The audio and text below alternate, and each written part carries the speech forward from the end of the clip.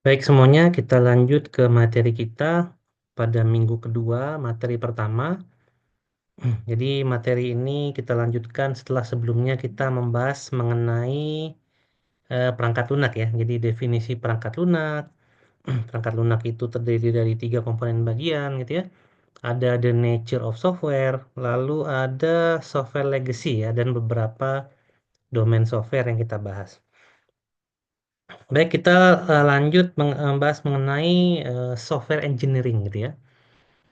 Atau dalam bahasa Indonesia artinya adalah rekayasa perangkat lunak.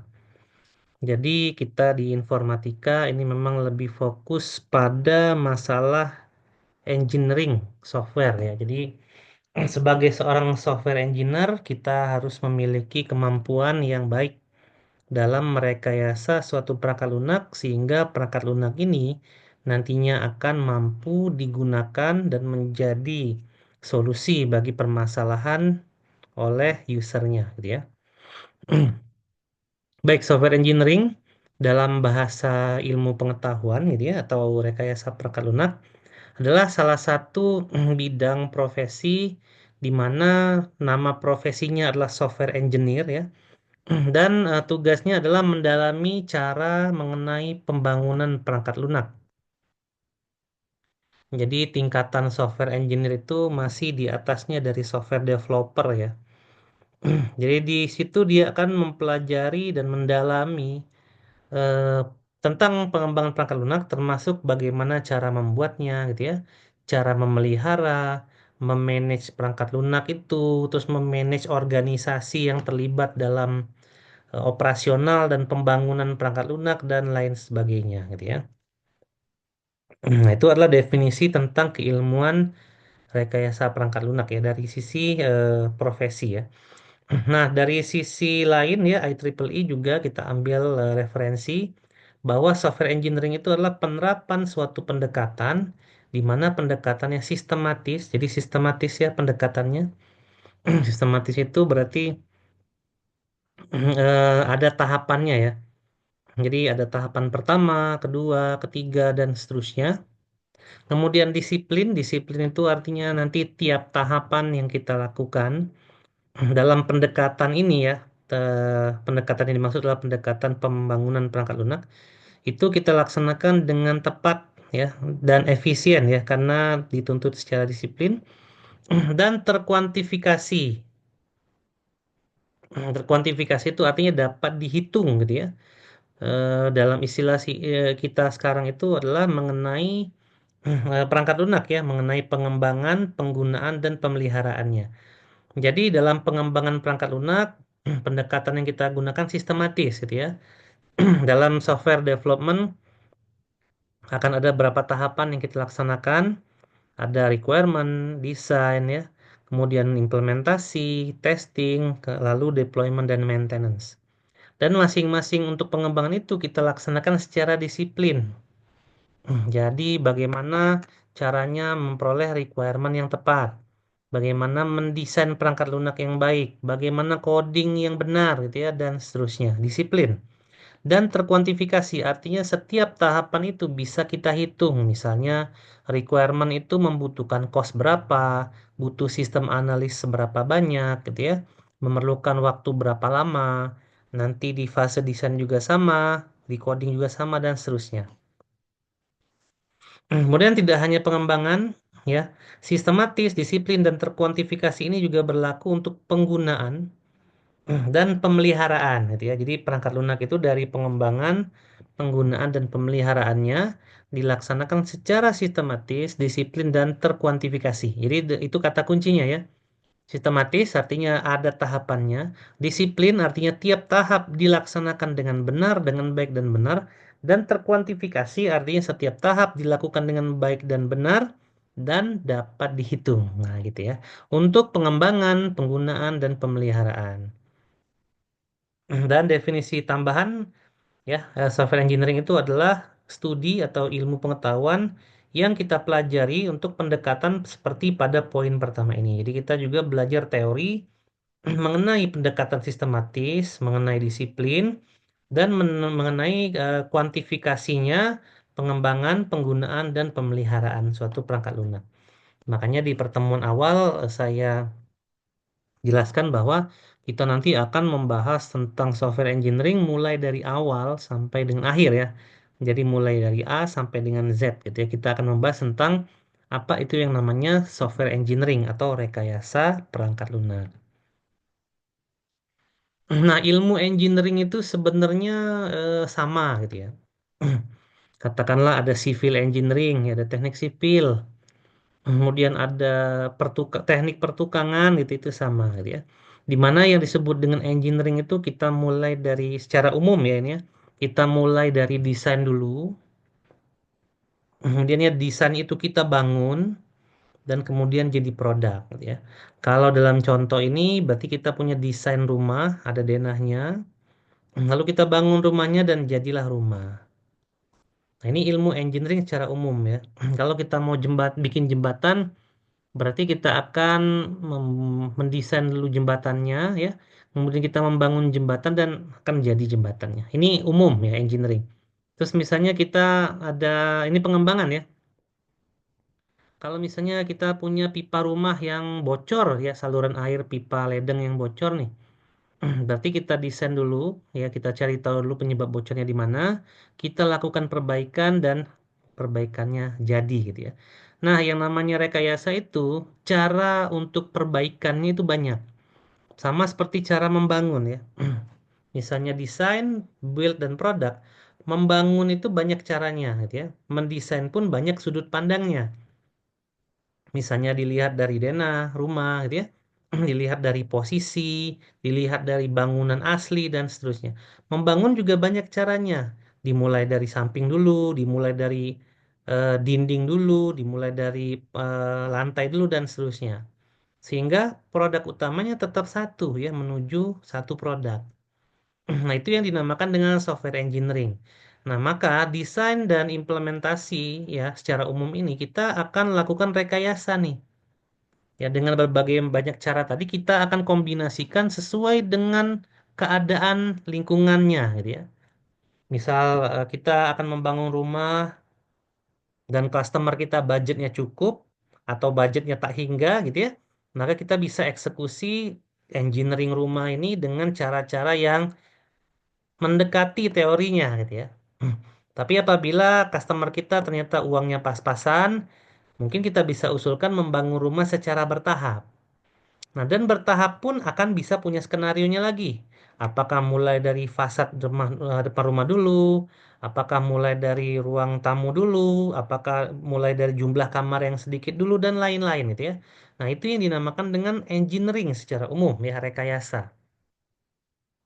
Nah, masuk ke dalam software itu kurang lebih sama karena kita sama-sama berbicara tentang produk gitu ya. Nah, untuk beberapa produk engineering itu disebut sebagai tangible object. Tangible object itu adalah produk yang bisa dilihat dan bisa dirasakan ya oleh beberapa panca indera kita. Misalnya rumah itu bisa kita pegang gitu ya, bisa kita nikmati lah gitu ya. Dan dia adalah tangible ya, benda nyata ya, tangible object.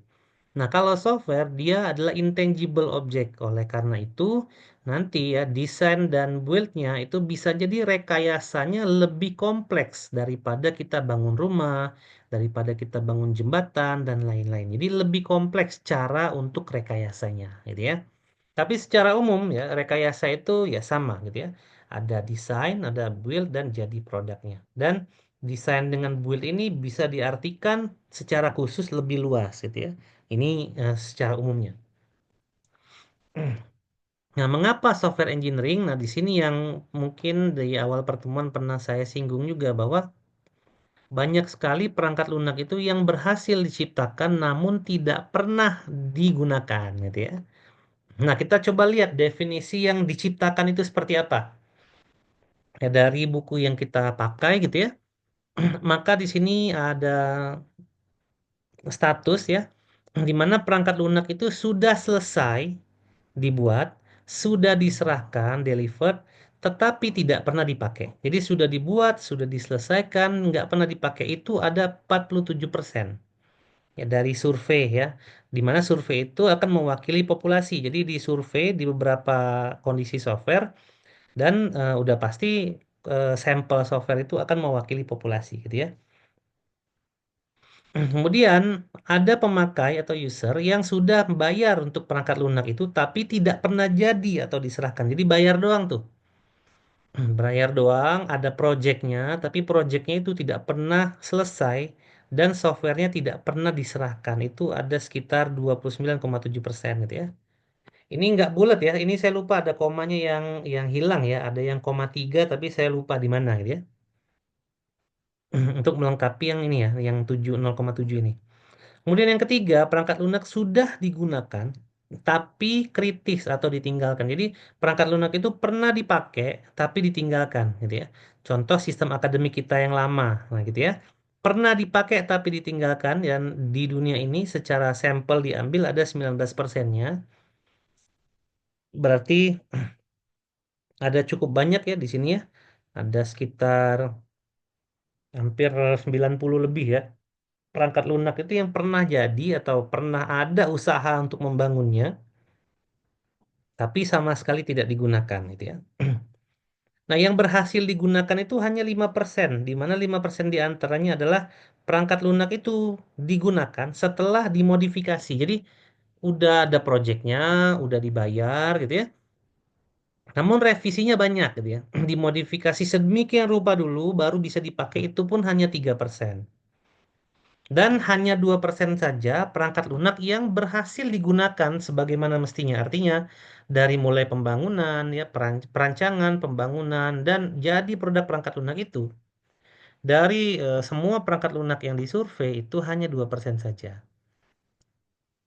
Artinya lebih dari 90% ya, bahkan sampai dengan 95% perangkat lunak yang pernah diupayakan untuk dibuat, bahkan beberapa di antaranya memang sudah dibayar gitu ya, namun tidak pernah terrealisasi dan tidak pernah digunakan gitu ya.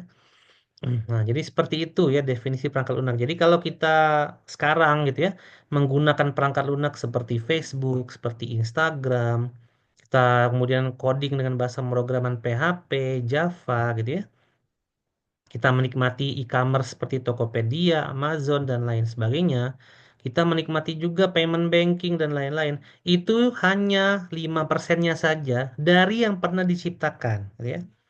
Artinya banyak orang yang pernah mencoba untuk menciptakan e-commerce, tapi yang bisa dipakai hanya Tokopedia, Shopee yang kita ketahui sekarang, gitu ya. Ada banyak banget orang yang ingin menciptakan aplikasi chatting, ya. Ada yang ingin, ada yang sudah jadi aplikasinya namun nggak pernah dipakai. Itu banyak banget ya, dan hanya 5% saja yang kita rasakan, dan 5% itulah termasuk WhatsApp, gitu ya. Termasuk Discord, termasuk aplikasi chatting lain ya. Nah, hanya itu saja. Jadi itu hanya 5% saja. Sisanya itu adalah dengan kondisi yang seperti ini. Nah, itulah kenapa kita perlu yang namanya menerapkan ilmu yang tadi ya, sistematis, disiplin, dan dapat diukur ya, dan kuantitatif tadi. Untuk menciptakan perangkat lunak yang bisa digunakan oleh para penggunanya. Jadi fokusnya adalah perangkat lunak ini menjadi solusi loh ya, untuk masalah-masalah usernya. Dan memang karena dia menjadi solusi, maka akan digunakan ya perangkat lunak ini. Bukan hanya dibayar, bukan cuma projectnya ada, bukan hanya sempat dibuat gitu ya, tapi memang sampai digunakan gitu. Dan itu memang jumlahnya kecil sekali. Nah, di sini ada beberapa manfaat dalam kita memahami apa itu software engineering gitu ya. Yang pertama tadi sesuai dengan tujuannya, bahwa perangkat lunak yang dihasilkan itu bisa memenuhi kebutuhan yang nanti akan dibutuhkan oleh penggunanya. Itu tentu saja, gitu ya. Apabila kita mencoba membangun perangkat lunak tanpa menyesuaikan dengan kebutuhan dari penggunanya, maka siap-siap saja, gitu ya. Perangkat lunak kita sebagian besar bisa jadi gagal, bisa jadi berhasil diserahkan, tapi nggak pernah dipakai ya. Intinya perangkat lunak itu tidak akan pernah digunakan, gitu ya.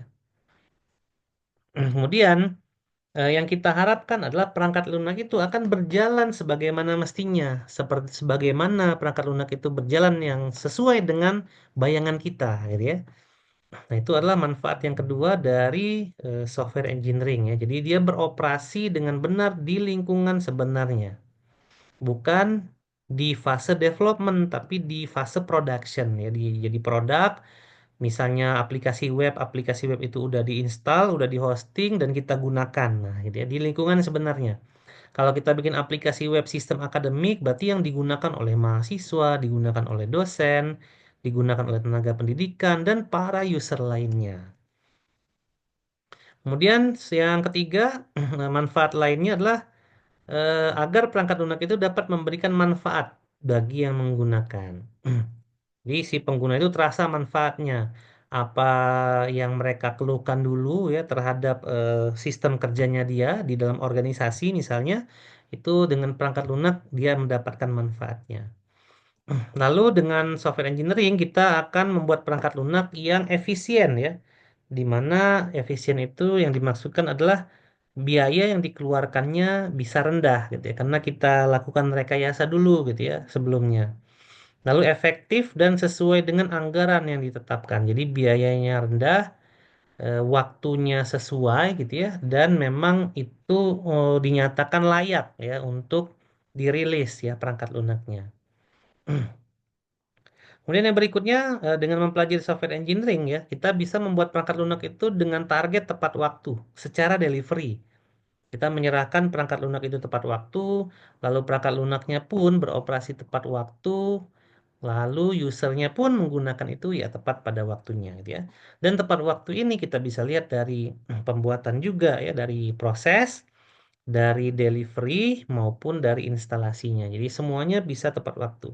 Bagaimana kita melakukan software engineering di requirement misalnya. Seperti apa requirementnya? Untuk apa tepat waktu di requirement? Seperti apa desain yang kita bangun? Berapa lama desainnya? Untuk apa? Untuk tepat waktu delivery desainnya. Lalu kita coding untuk apa? Tepat waktu codingnya. Dan semuanya tepat waktu dari sisi pembuatan. Kemudian setelah aplikasinya jadi, ya, di mana kita timeline project itu ada waktunya ya dari awal sampai akhir, kita bisa menyerahkan dengan tepat waktu juga produk itu di timeline akhir, gitu ya, untuk diserahkan kepada usernya. Dan instalasinya pun kita bisa laksanakan tepat waktu karena menginstalasi perangkat lunak ini tetap membutuhkan waktu, gitu ya, ketika dia masuk ke fase production. Lalu manfaat yang paling utama adalah dengan mempelajari gitu ya software engineering, ilmu-ilmu yang ada di dalamnya, kita setiap membuat perangkat lunak pasti akan terjamin kualitasnya. Nah, lalu akan terdokumentasi dengan benar dan dapat dipertanggungjawabkan kebenarannya. Karena dalam proses software engineering ini selalu ada proses verifikasi, selalu ada proses validasi gitu ya, baik di requirement, di desain, di coding, di testing dan semua tahapan di dalam software engineering ini. Gitu ya. Jadi kita yakin apabila ada perangkat lunak yang dibangun dengan memanfaatkan kaidah-kaidah yang terbaik ya dari software engineering, maka perangkat lunak yang dihasilkan itu pasti akan terjamin kualitasnya, gitu ya. Nah, ada banyak juga contoh dalam kegagalan pembangunan perangkat lunak, gitu ya, di mana pembangunan perangkat lunak ini mungkin dibuat dengan sembarangan ya, baik produknya direncanakan secara sembarangan, prosesnya pun acak-acakan gitu ya, dan mungkin pengujiannya juga dan seterusnya gitu ya. Nah, sebagai contoh seperti ini kondisinya ya. Jadi kita ngelihat kondisi. Ya gagalnya perangkat lunak dilihat dari manajemen perangkat lunaknya ya. Jadi dari prosesnya, dari pengaturannya, bukan dari produknya ya. Produknya udah bener, ya prosesnya udah bener, tapi manajemen orang di dalamnya itu mungkin kurang bagus gitu ya. Nah, jadi ini penyebabnya ya. Jadi kalau misalnya kita punya project manager nih gitu ya, di mana biasanya project manager itu atau tingkat menengah atau tingkat atas itu dia tidak paham tentang membangun software yang baik. Artinya dia tidak memiliki pemahaman mengenai rekayasa perangkat lunak. Dan dia ternyata diberi tanggung jawab untuk membangun software gitu ya. Nah, itu kita akan mengalami kesulitan dan mengalami kegagalan bisa jadi dalam manajemennya. Ya, karena memang tidak semua manajer itu dapat memanage project gitu ya. Hanya project manager saja yang menguasai rekayasa perangkat lunak atau software engineering yang memang layak menjadi seorang project manager gitu ya. Nah, seperti itu. Jadi itu contoh gitu ya. Jadi ketika kita bertemu dengan pimpinan kita, atasan kita, di mana atasan kita nggak paham cara membangun software, maka bubar ya timnya ya. Software tidak akan bisa didelivery dengan maksimal ya, bahkan nanti programmernya bisa kurang gitu ya, biayanya bisa kurang dan seterusnya gitu ya. Jadi bisa terjadi hal seperti itu. Nah, sebenarnya dalam dunia nyata ini gitu ya, dalam praktisnya, praktis itu dalam prakteknya maksudnya gitu ya. Banyak juga kok profesional misalnya yang kerja di Google, kerja di Meta gitu ya. Yang memang mereka tuh tidak mengetahui metode perangkat lunak yang baru atau yang modern atau yang disebut dengan software engineering yang cukup. Jadi itu banyak juga kok yang nggak tahu gitu ya. Bahkan banyak juga software engineer itu level setingkat SMA, SMK gitu ya, di mana mereka memang tidak mendapatkan ilmu pengetahuan yang lebih mengenai software engineering. Ya, walaupun mereka misalnya SMK, ternyata mereka apa bekerjanya di Google gitu ya, tapi karena mereka tidak mendapatkan ilmu dari software engineering, maka perangkat lunak yang mereka hasilkan bisa jadi itu berjalan dengan baik. Namun mungkin strukturnya nggak bagus gitu ya, kerja sama timnya kurang oke, arsitekturnya kurang oke dan seterusnya gitu ya.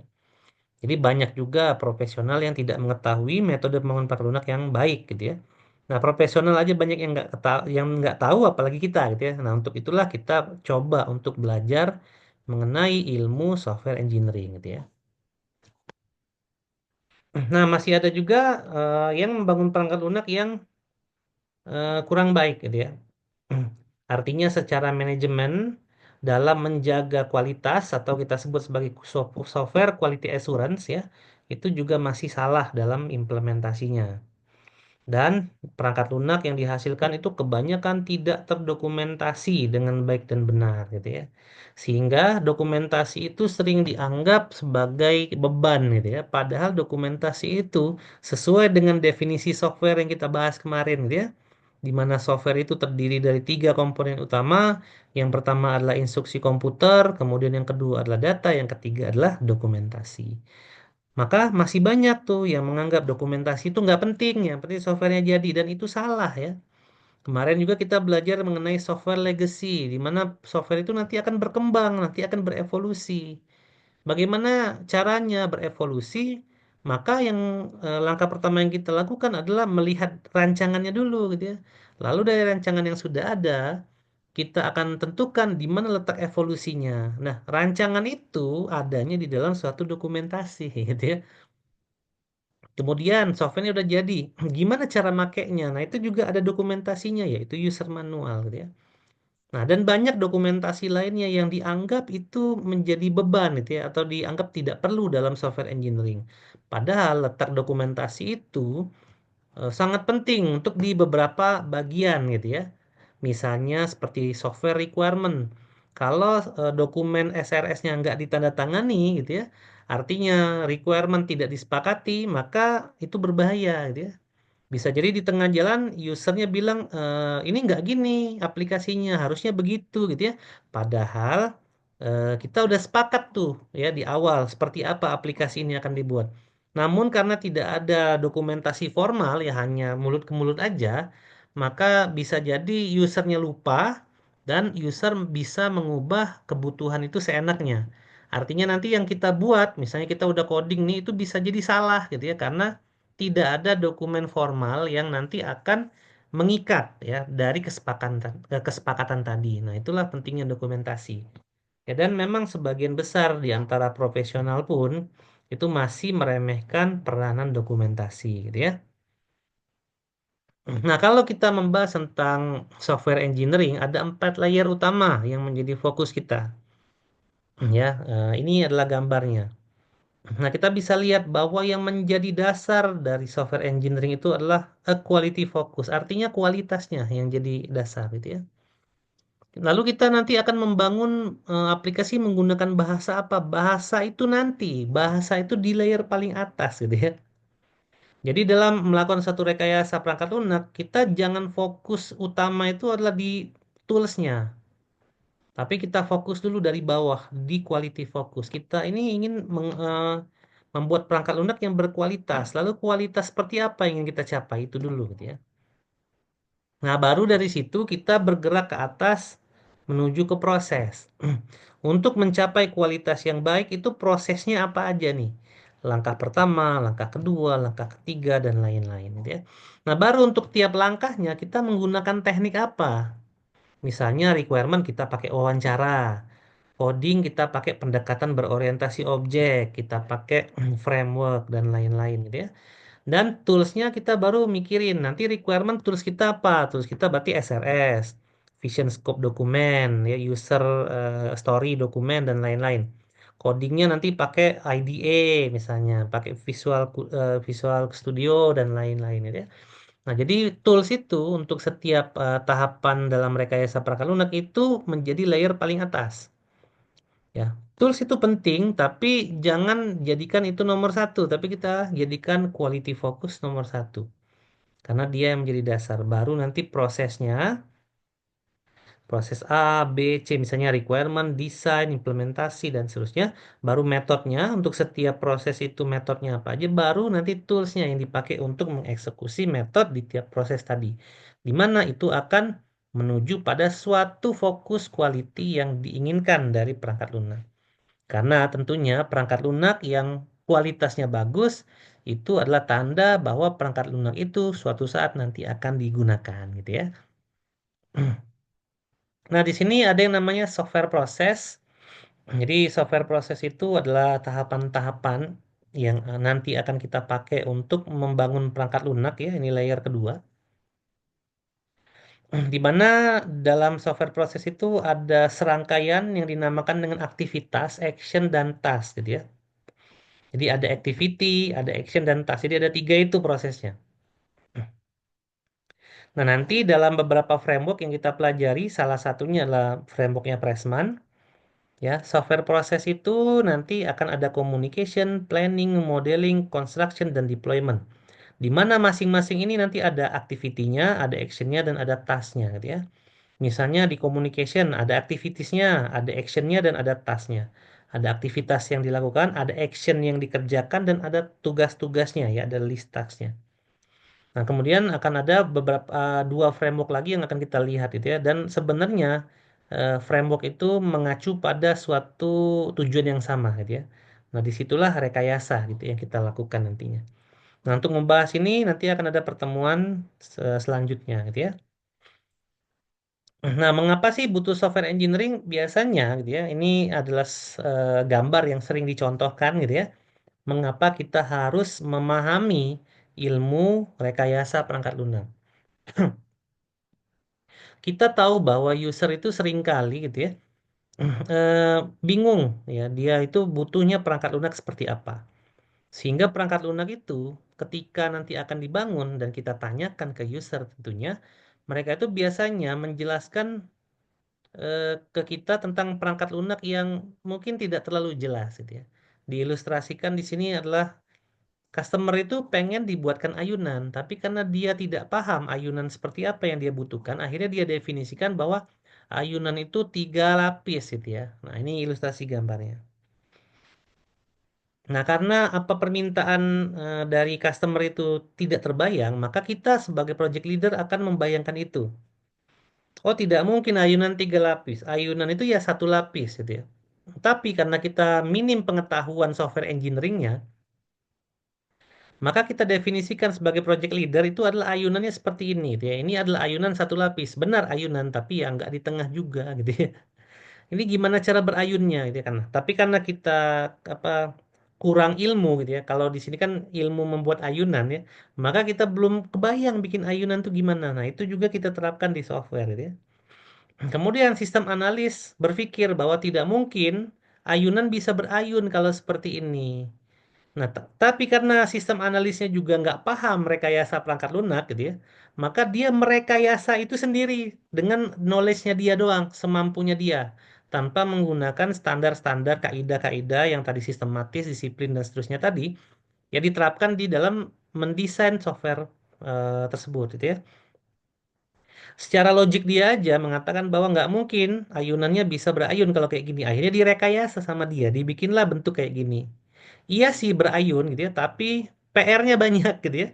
PR yang pertama kita harus nebang pohonnya, PR kedua kita harus kasih penyangga dan yang berayun cuman orangnya doang, cuman apa ayunannya doang. Orangnya nggak bisa berayun nih. Kalau ada orang berayun di sini ya, kan tuh kepalanya di papan sini gitu ya. Nah, hasil desain ini diserahkan ke programmer. Nah, programmer pun nggak belajar software engineering ya. Jadi dia tidak tahu mana yang sistematis, disiplin tadi gitu ya, dan seterusnya tadi. Akhirnya dia punya logik sendiri dalam pikirannya bahwa tidak mungkin ini berayun, maka ini bisa berayun. Iya sih berayun, tapi berayunnya horizontal gitu ya, muter gitu ya. Nah, dari sini saja kita udah terlihat apa yang diinginkan customer, karena customer nggak tahu keinginannya apa, kita pun project leader nggak mampu menggali keinginan itu, maka nanti komunikasinya sampai ke programmer itu udah aneh banget gitu ya. Kita bisa lihat dari ilustrasi ini. Nah, kemudian bisnis konsultan atau marketing gitu ya, menjelaskan bahwa produk ayunan kami empuk, nyaman, apalah dan segala macamnya. Dia jualan janji gitu ya. Sehingga dia digambarkan ayunan menggunakan sofa yang mewah gitu ya. Karena itu tugasnya bisnis konsultan. Dia tidak paham sebenarnya software engineering, tapi tujuan dia adalah memasarkan produk gitu ya. Maka biasanya dilebih-lebihkan gitu ya.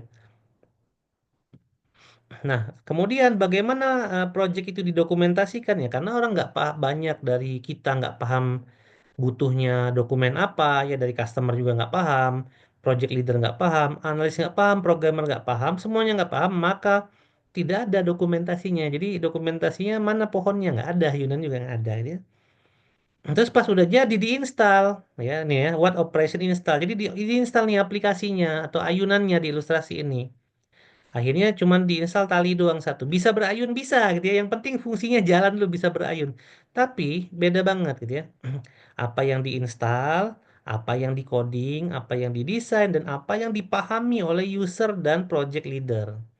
Dan lebih parahnya lagi, how the customer was built. Harga yang dibayarkan oleh customer itu adalah harga roller coaster. Artinya membuat ayunan, tapi biaya yang dikasih, yang dibayarkan itu adalah pembuatan roller coaster. Jadi bayarannya besar, tapi produknya nggak jelas itu ya. Udah nih diinstal nih, terus ada error, talinya putus misalnya gitu ya. Ada nggak supportnya atau pohonnya ditebang ada nggak supportnya? Nggak ada gitu ya. Jadi begitu aplikasi itu sudah nggak bisa digunakan lagi, ya udah ditinggalin karena si software si maintenance-nya yang dilakukan oleh DevOps juga nggak ngerti DevOps-nya karena dia nggak punya ilmu software engineering juga gitu ya. Dan ketahuilah ternyata ini adalah keinginan sebenarnya dari customer gitu ya. Yaitu memang benar ayunan tapi menggunakan ban gitu ya. Nah, bisa kita lihat di sini bahwa apa yang diinginkan, apa yang dijelaskan, ya, apa yang dipahami, didesain, dikoding, dipasarkan, didokumentasikan, diinstal dan dibayar serta disupport itu jauh banget gitu ya. Tidak ada yang sama gambarnya ya. Nah, dengan mempelajari software engineering, harapan kita adalah customer kita bisa edukasi sehingga dia tahu bahwa dia pengennya bikin ayunan tapi menggunakan ban. Dan project leader pun akan memahami ini juga. Jadi gambar ini harusnya ada di setiap ini, gitu ya. Yang dijelaskan adalah ini, yang dipahami ini, yang didesain ini, yang dikoding ini, yang dipasarkan pun jangan berlebihan ini, gitu ya. Dokumentasinya dokumentasi tentang ini, yang diinstal adalah ini, yang hak dibayarkan segini juga, yang disupport adalah segini juga. Jadi supportnya tidak kurang, tidak lebih ya. Tidak mungkin nanti supportnya yang tadinya gini, supportnya jadi begini, nggak mungkin gitu ya. Nah itulah dia yang diinginkan dari belajar software engineering ya agar membangun perangkat lunak itu tadi ya bisa disiplin, bisa bagus gitu ya, bisa terukur dan produk yang dihasilkan itu memang benar-benar nantinya akan dipakai. Nah, kalau kayak gini apakah akan dipakai kan enggak gitu, udah bayar mahal nggak dipakai pula gitu ya. Nah, ini adalah fatal ya. Jadi ini biasanya gambar yang paling gampang dipahami sebagai alasan mengapa kita perlu belajar yang namanya software engineering atau rekayasa perangkat lunak. Nah, salah satu bagian dalam mempelajari software engineering itu ada yang disebut sebagai umbrella activity, gitu ya. Umbrella activity ini adalah kegiatan pelindung, gitu ya, di mana dalam suatu proses pembangunan perangkat lunak itu ada kegiatan yang berintegrasi dengannya, yang dia itu menjadi pelindung ya untuk setiap proses yang nanti akan dikerjakan. Dia akan melindungi prosesnya, dia akan melindungi orangnya, dia akan melindungi proyeknya, dia juga akan melindungi produknya. Jadi 4P ya. People, project, process, product, dan semua akan dilindungi oleh yang namanya umbrella activity. Nah, sebagai ilustrasi, ini digunakan untuk melindungi people-nya gitu ya. Ketika seorang kuli ingin bangun rumah, maka terdapat suatu aktivitas yang melindungi dirinya dalam pekerjaan seperti asuransi misalnya. Ini yang melindungi people-nya ya, asuransi, wajib menggunakan helm, menggunakan alat keselamatan, kerja tepat waktu biar dia nggak lembur gitu ya, ada waktu untuk keluarganya, sesuai target dan sebagainya gitu. Jadi ini ilustrasi umbrella activity yang melindungi people-nya. Nanti ada lagi ambil activity yang digunakan untuk melindungi prosesnya, melindungi produknya, dan melindungi projectnya, gitu ya.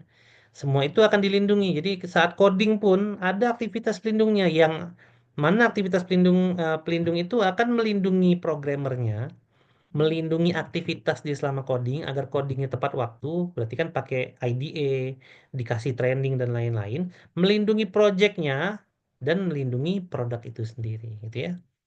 Ini nanti akan kita bahas di pertemuan yang lain. Nah, secara umum, praktis yang kita bisa pelajari itu 4 ruang lingkupnya menurut George Poila. Yang pertama, kita pahami dulu masalahnya, ya problem, understand the problem.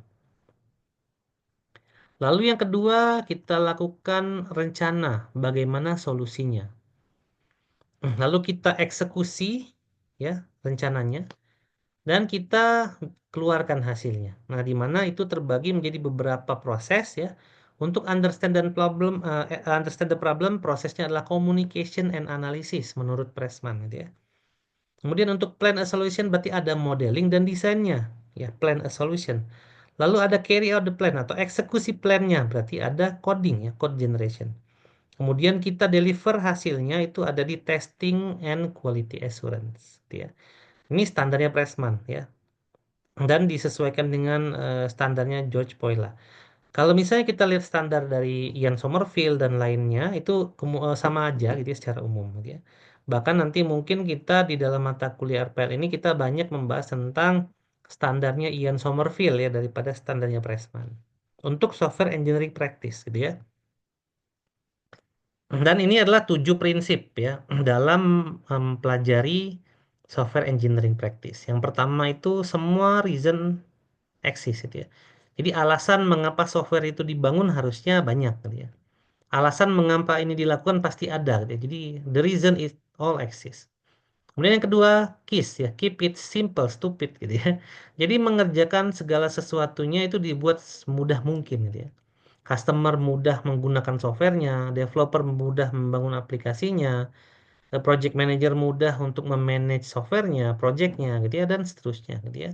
Sehingga orang awam pun bisa mengerti.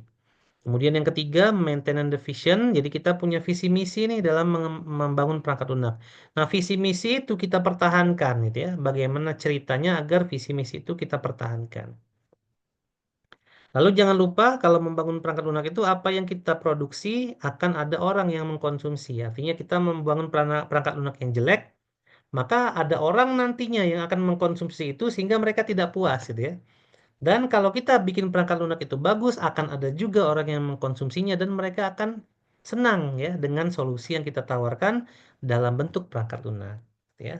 Nah, itu harus kita tanamkan dengan baik di diri kita prinsip ini, gitu ya. Jadi prinsip ini ke people ya, ke orang, gitu ya. Kemudian yang 5, be open to the future. Jadi dalam teknik rekayasa perangkat lunak ini selalu berkembang, gitu ya. Metode di dalamnya berkembang, toolsnya berkembang, bahasa pemrograman dan seterusnya berkembang, gitu ya.